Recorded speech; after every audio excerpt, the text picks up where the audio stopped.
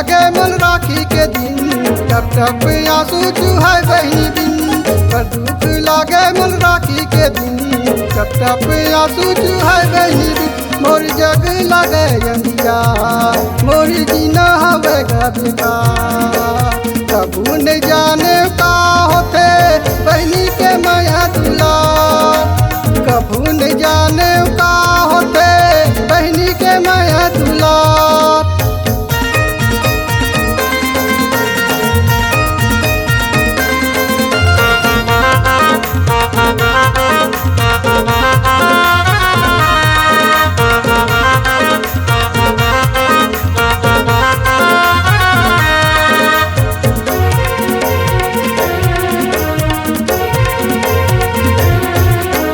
सबो घर बहिनी आवत हवे, खुशी समा के कई गुना। सिंदूर रंगीला रोवत हवे, अपन करम के रोना।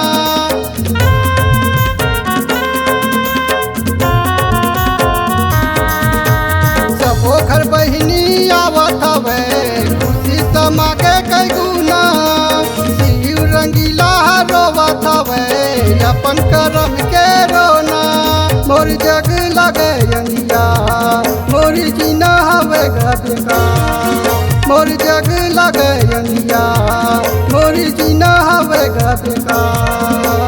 कबू न जाने का होते बहनी के माया दुलार, कबू न जाने का होते बहनी के माया दुलार।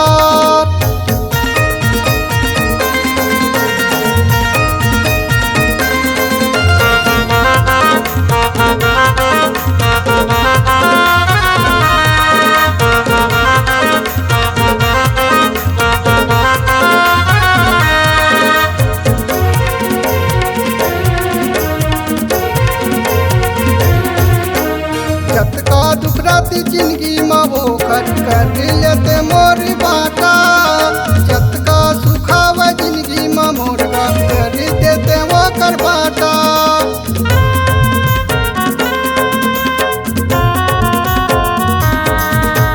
जत का दुखावा जिंदगी में वो खट कर लेते मोर बाटा। जत का सुखावा जिंदगी में मोर कर देते वो कर बाटा।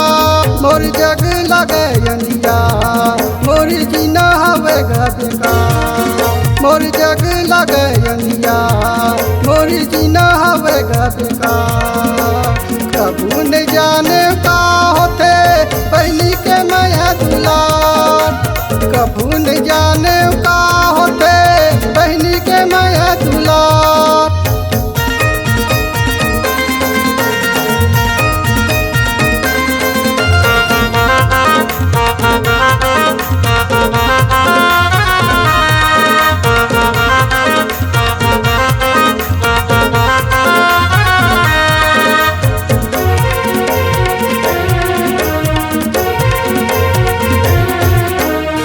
कर बहिनी हवा ये जगमा, ओ भाई बड़ भगवानी।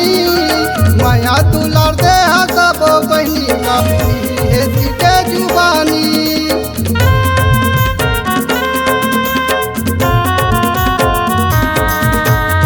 कर बहिनी हवा ये जगमा, ओ भाई बड़ भगवानी।